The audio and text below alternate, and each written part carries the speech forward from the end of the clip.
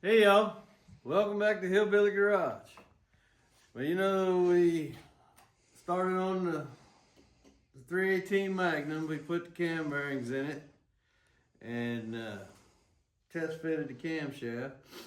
Now, I did jump ahead and do a couple of things, but you guys have been with me on that ride before. We put freeze plugs in, frost plugs, expansion plugs, whatever you want to call them.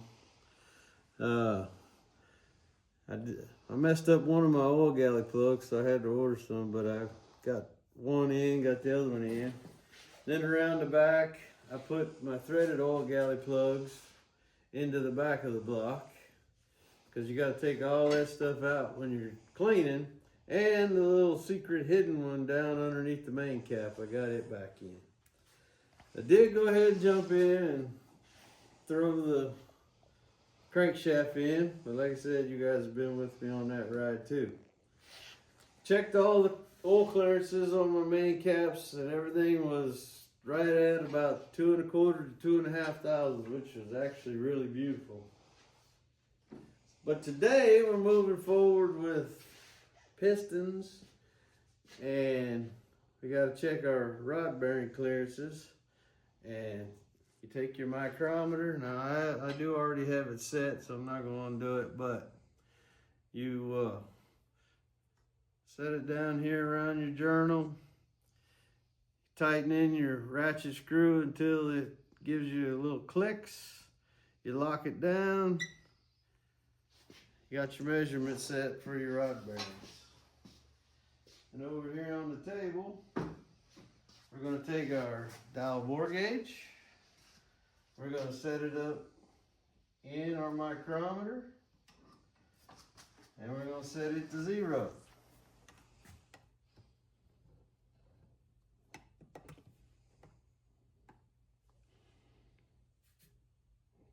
Just get your bore gauge in between.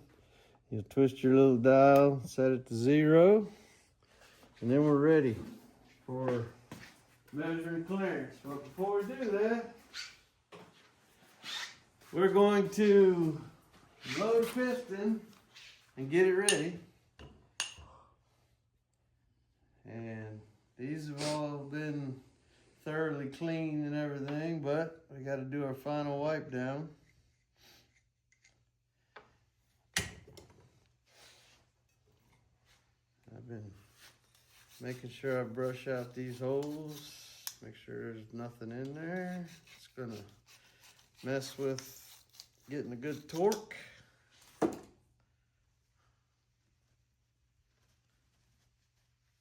Wipe it all off, make sure that there's no trash anywhere.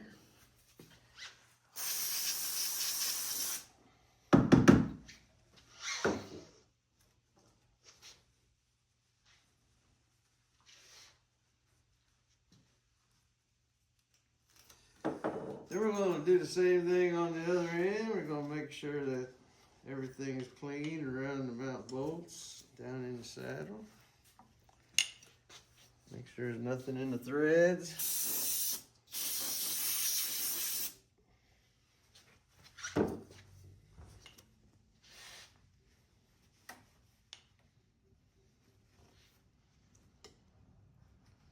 And we'll take our rod bearings. Just want to wipe them off good. I mean, you open the package and, you know, might get a little bit of dust or something on them. We're going to line the tang on the bearing with the tang slot on the connecting rod.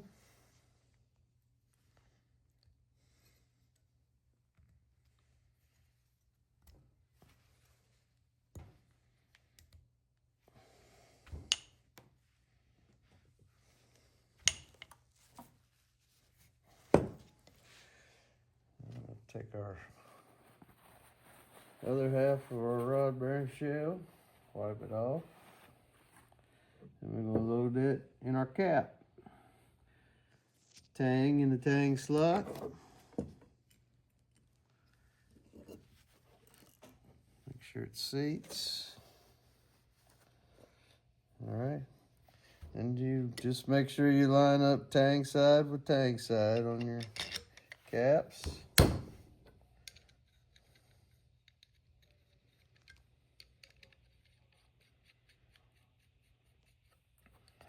we're gonna tighten that up or snug it up. But I got one chucked up over here to show you.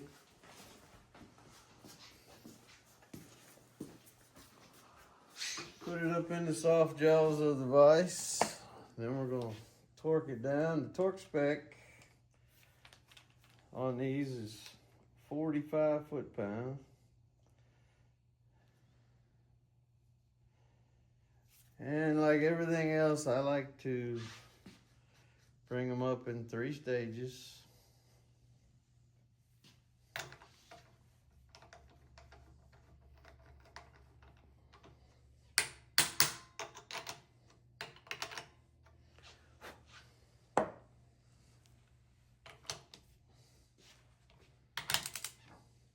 So starting with 20, and we'll jump to 35.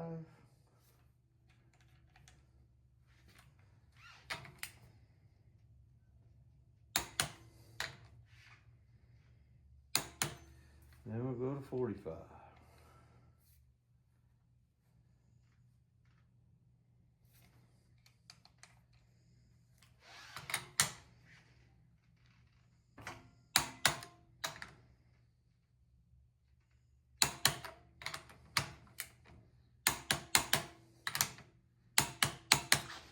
And when we got torque right, we're gonna put our bore gauge in there and get our measurement.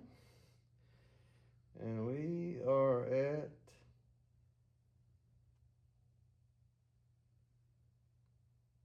just a hair over 2, about 2 1/4, which is perfect. For a rod bearing that measures 2.1, you're looking for 21 thousandths roughly, give or take a couple. So that actually works out really good for us.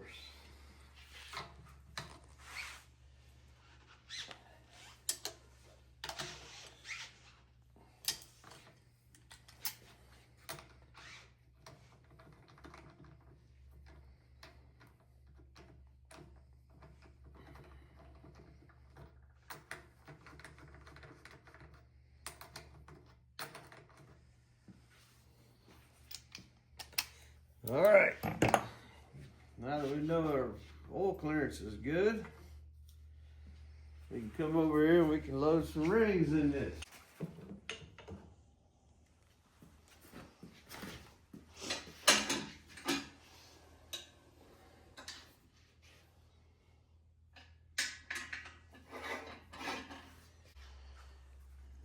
All right, got our number 2 facing front.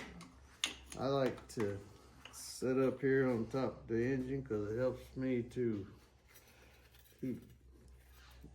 keep track of what I'm at and where the top of the engine is. When you get your piston rings, find the instruction sheet and read it. And I know that's hard for me just like it is for all y'all. We don't need no stinking instructions. But yeah, we do. Because you go asking around, especially when it comes to piston rings, there's going to be, you ask 20 people, you're going to get 21 different answers as to where they go, how they go, what they go. Best thing to do is to go by what your supplier, your manufacturer has said. And the instructions on these are your expander ring for your oil. You want these 2 points here at your gap pointing up to the top of your piston, and you want them located at the top of the engine. Okay? They go in this big bottom groove down here, right in the middle. Now, what I do is I put all my rings down in the cylinders. That way I take inventory before I get started, and I know that I've got everything I'm supposed to have, and check for ring gap. Now these are not file to fit rings. They come pretty, I mean, really good. They all measure about 18, give or take a thousandths. And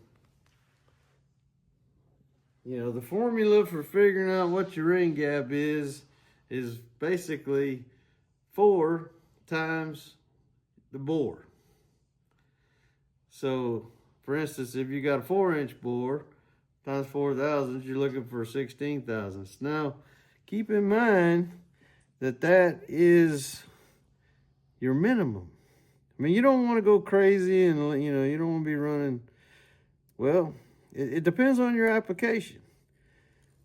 Start your first oil rail on top of your expander.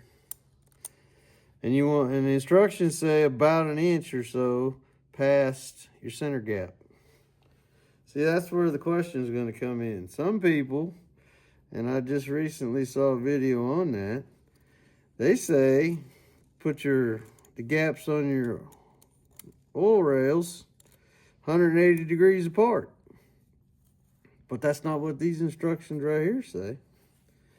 So, especially if you might one day be relying on a warranty, you want to go by what they say and not what somebody else said. But also per the instructions, these rings, and I don't know if y'all gonna be able to see it or not, but both the second and the top, the first ring, are marked top. This one in particular has a beveled edge right here, and that has to go to the bottom, pointed towards the bottom of the engine, because your top is marked right here. Here's another thing. It's like, can you roll them on? Can you use a tool? Well, the tools are really inexpensive and they work pretty slick. Dipstick tube's in my way here. But you just ease it out there until it's big enough to go, slides right in there. All right, but back to what we're talking about. Both of these rings are marked top. Now there's no noticeable chamfered edge or anything, but they've marked it top, so we're going to put it at the top. And no, that mark does not mean whether or not it's top ring, second ring. That will be described in your instructions, or they'll be packaged that way, or in this particular case, the box is marked that way. When you open the box, it tells you top groove, second groove, bottom groove. So, or they'll be in individual packages, but they'll be organized for you.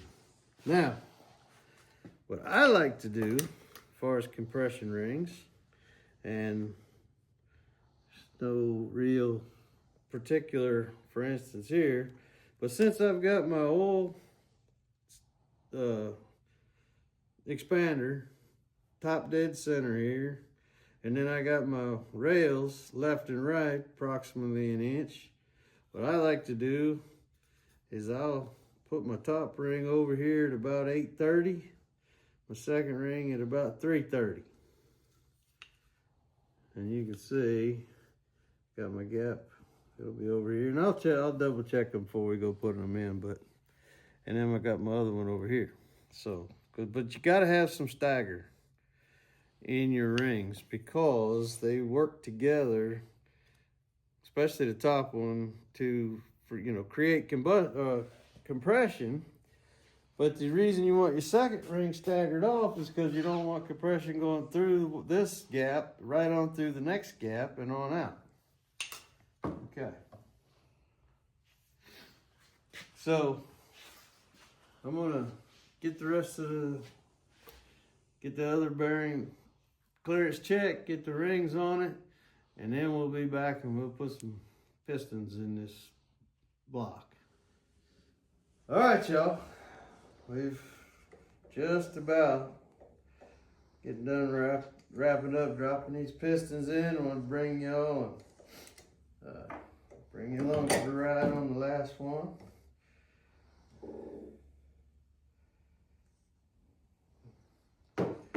gonna put a little pre-lube, or assembly lube rather, on our rod bearings.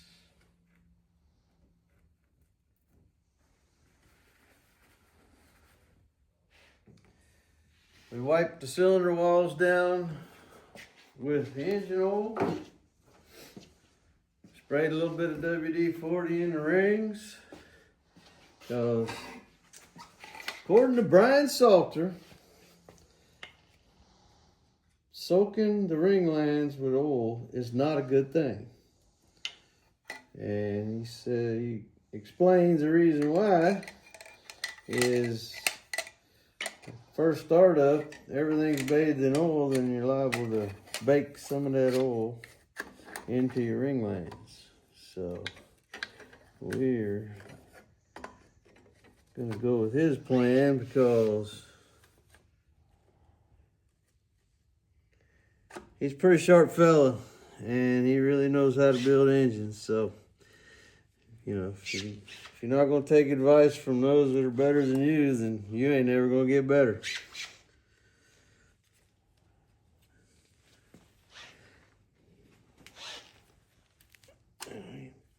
Talking, okay. Now, these big old fat rings here, they are little cantankerous getting them started into the ring compressor. Just gotta go slow. Gotta squeeze in on them a little bit when you get down there, and then they'll slide on in just like that. Then we're gonna reach up in here and grab a hold of the rod bolts to make sure that we don't run them into anything down here. We'll tap in nice and easy. Make sure we're headed for the rod journal. Just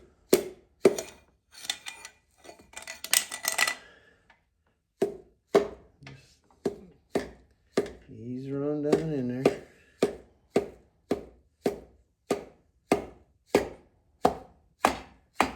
And there we have it.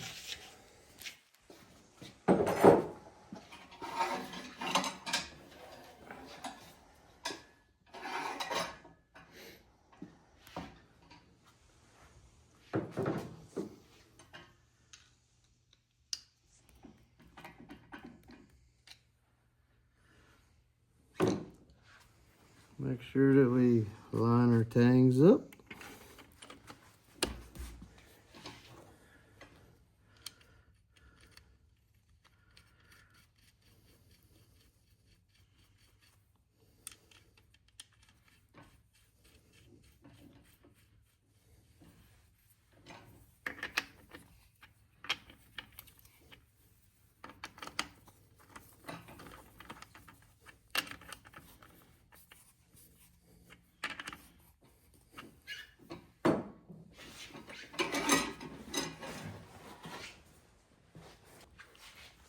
And then, just like when we were checking clearances, we're going to walk them up.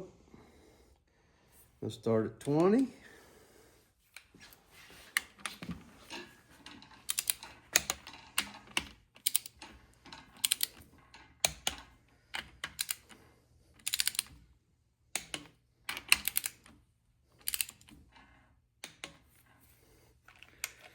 Then we're going to go to 35.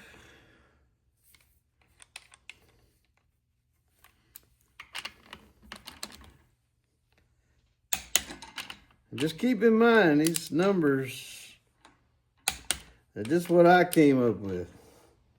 Because our end goal is 45 foot-pounds. We want to take it in 3 stages. So I just try to guesstimate about a third each way to get to my end result, which is 45.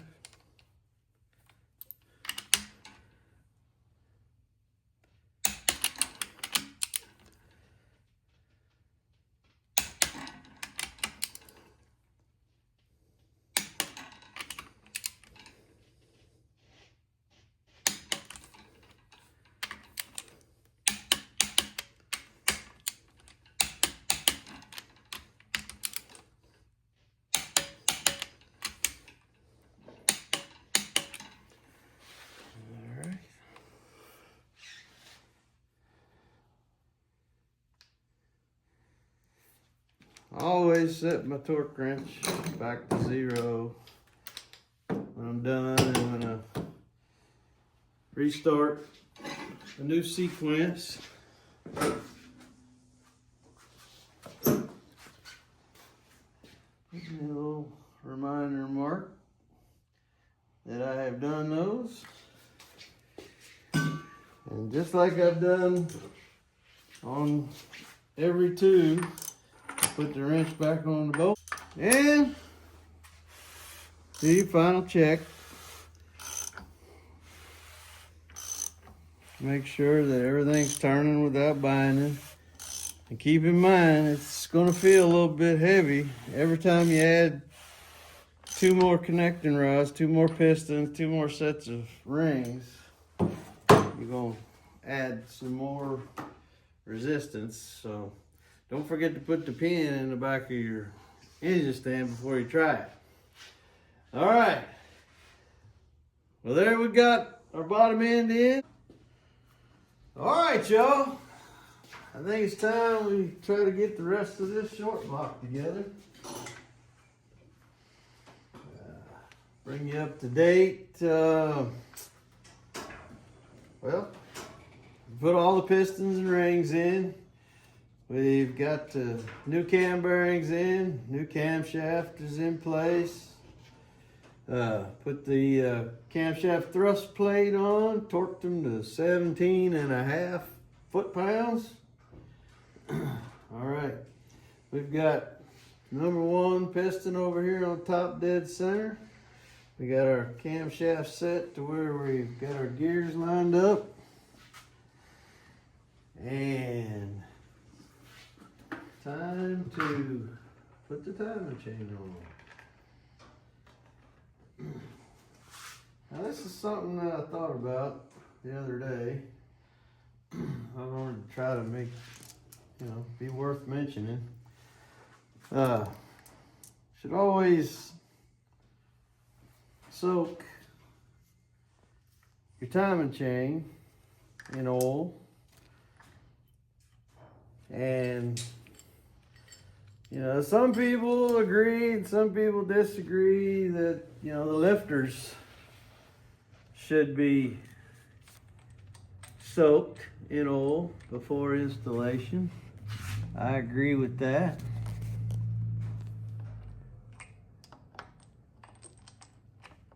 And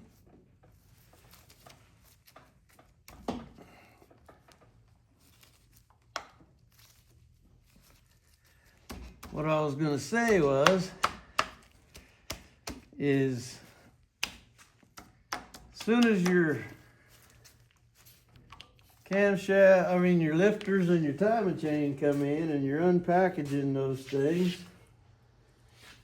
might just be a good idea to go ahead and open the packages, put those down in some oil, and start soaking them right in. Because,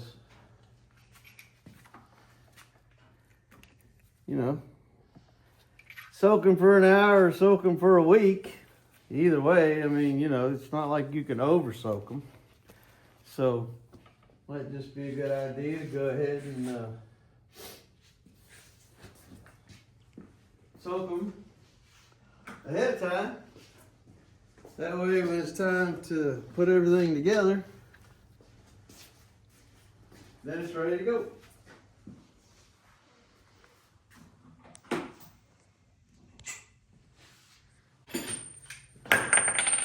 My keyway slid back on me, so I had to get it lined back up.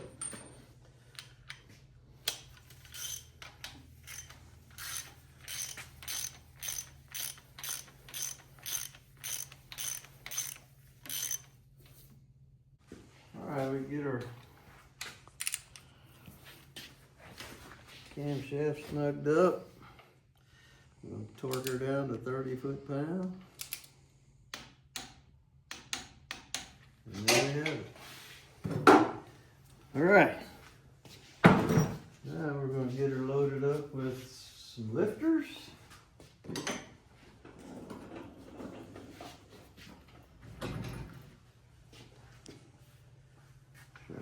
we're making any more mess than we absolutely have to.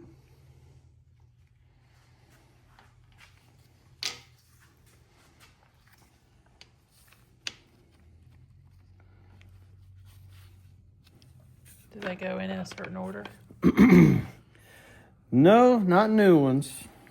Now, if we were reusing an old set and an old cam, then yes, you want to make sure that you put them back in the same place they come out. The only thing that we have to do with these roller lifters is we want to make sure that we set it with the roller facing up and down, which will put your flat edges facing up, because the roller itself needs to sit square on the lobe of the camshaft so that it will roll smoothly. Because if it were to turn and run sideways, it would destroy the lifter, destroy the camshaft lobe. Alrighty. Had a couple of them didn't want to drop in for some reason, so I had to stop to check to make sure there was a little bit of something there at the top. I had to get it wiped out. But, you know, we're supposed to try to keep everything as clean as we can, and no matter how much you clean, you're always going to come up with something. But I was able to get it wiped out just a little bit. Next thing we're going to do is we're going to put our dog bones on our lifters, and this is what I was going to show you here. These are what keeps the lifters from turning in the bores as the engine's running, because they're oblong shaped and they match the flat spots on the tops of the lifters. But they don't bind the lifter from going up and down. They just keep them from turning around and around.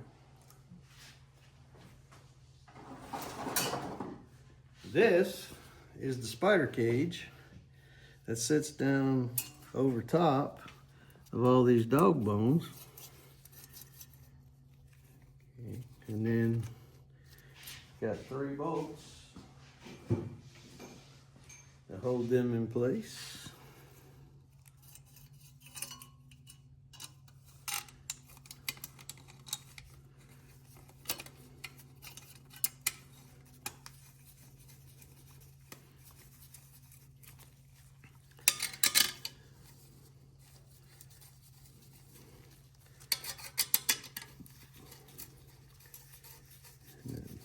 As you are tightening these down, just check to make sure that each one of these legs is actually making, tension contact on your dog bones.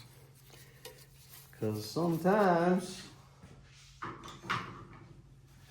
one of these arms could get bent and you tighten it down, but it's not actually holding tension on the legs of the spider.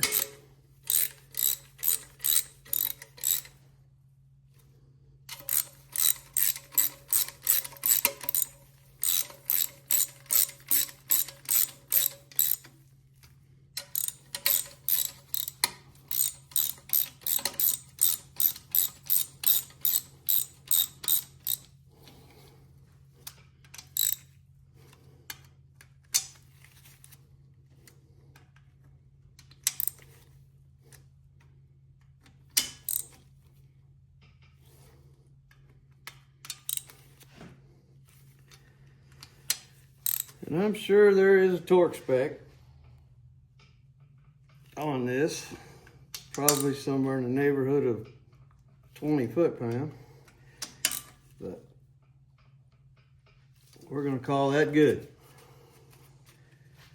Like I said, make sure that there's good tension on your legs here so that they're holding everything in place. And there we have it, folks. We officially have our short block together. Minus time cover, but we will take care of that. But all right. We sure do appreciate each and every one of you that's along for the ride. We thank you to all of y'all out there that watch us, keep coming back. We ask you continue to like and share with your friends. If you haven't subscribed, please go ahead and do that. It don't cost you a thing, you know, and we hope that maybe you'll find something in one of our videos now or in our library or whatever we got still to come. We'll be working on this heads, and we also got our 305 we're going to be putting together, and these builds will just keep moving through them. We thank y'all for coming. Please keep coming back. We'll see y'all. Bye.